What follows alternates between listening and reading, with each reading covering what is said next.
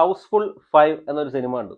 കച്ചറ ഫിലിം എന്ന് പറഞ്ഞാൽ വെറും കച്ചറ. സിനിമയുടെ പേര് ഹൗസ്ഫുൾ എന്നാണെങ്കിലും തിയേറ്ററിൽ ഇറങ്ങിയ സമയത്ത് ഒരു പട്ടിക്കുഞ്ഞു പോലും ഉണ്ടായിരുന്നില്ല എന്നാണ് കേൾക്കാൻ കഴിഞ്ഞത്. ഒരു കോമഡി എന്റർടൈനർ എന്ന രീതിയിൽ നമ്മുടെ മുമ്പിൽ അവർ പ്രസന്റ് ചെയ്തിരിക്കുകയാണ്. അപ്പൊ നമ്മൾ ഇത് കണ്ടുകൊണ്ടിരിക്കുമ്പോൾ എന്ത് തേങ്ങയാണ് നിങ്ങൾ കാണിക്കണതെന്ന് തോന്നും. അപ്പൊ ആക്ടേഴ്സിന്റെ ഒക്കെ പെർഫോമൻസ് പറയുകയാണെങ്കിൽ വൻ ശോകമാണ്. അക്ഷയ് കുമാർ, അഭിഷേക് ബച്ചൻ, റിതേഷ് ദേശ്മുഖ്, സഞ്ജയ് ദത്ത്, നാനാ പട്ടേക്കർ, ജാക്കി ഷറഫ്, ഫർദീൻ ഖാൻ, ജാക്ലിൻ ഫെർണാണ്ടസ്, നർഗിസ് ഫക്രി, സോനം ബവേജ, അങ്ങനെ ഒരു ലോഡ് ആക്ടേഴ്സ് ഉണ്ട് ഈ ഫിലിമിൽ. അപ്പൊ ഈ സിനിമയുടെ ഒരു ബേസിക് പ്ലോട്ട് പറയുകയാണെങ്കിൽ രഞ്ജിത്ത് എന്ന് പറയുന്ന ഒരു കോടീശ്വരൻ ഉണ്ട്. ആഡംബര കപ്പലിലാണ് പുള്ളി താമസം. അപ്പൊ പുള്ളിയുടെ കാര്യങ്ങളൊക്കെ നോക്കുന്ന ഒരു ട്രസ്റ്റ് ആണ്. അപ്പൊ ട്രസ്റ്റിന് ലീഡ് ചെയ്യുന്നത് പുള്ളിയുടെ രണ്ടാമത്തെ ഭാര്യയിലെ മകനായ ഫർദീൻ ഖാനാണ്. ആകസ്മികമായി രഞ്ജിത്ത് മരണപ്പെടുകയാണ്. അപ്പൊ പുള്ളിയുടെ സ്വത്തുകൾ എങ്ങനെയാണ് വീതിക്കേണ്ടതെന്ന് പുള്ളി എഴുതി വെച്ചിരിക്കുന്നത് പുള്ളിയുടെ ആദ്യത്തെ ഭാര്യയിൽ ജോളി എന്ന് പറയുന്ന ഒരു മകൻ ഉണ്ടെന്നാണ് പറയുന്നത്. അപ്പൊ ആ മകൻ വരും.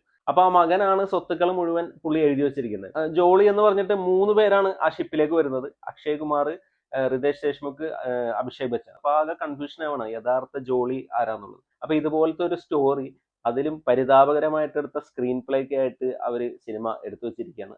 2 സിനിമ റിലീസ് ആയിട്ടുണ്ടായിരുന്നു. ഹൗസ്ഫുൾ 5A ഹൗസ്ഫുൾ 5Bയും. അപ്പൊ എയില് കൊല്ലപ്പെടുന്ന ആളും കൊലപാതകിയും വേറൊരാള്, ബിയില് വേറൊരാൾ, അങ്ങനെ 2 ട്വിസ്റ്റ് ഒക്കെ ആയിട്ടാണ് ഒരു സിനിമ ഇറക്കിയത്. അപ്പൊ ഹൗസ്ഫുൾ 5A ആണ് ഞാൻ കണ്ടത്.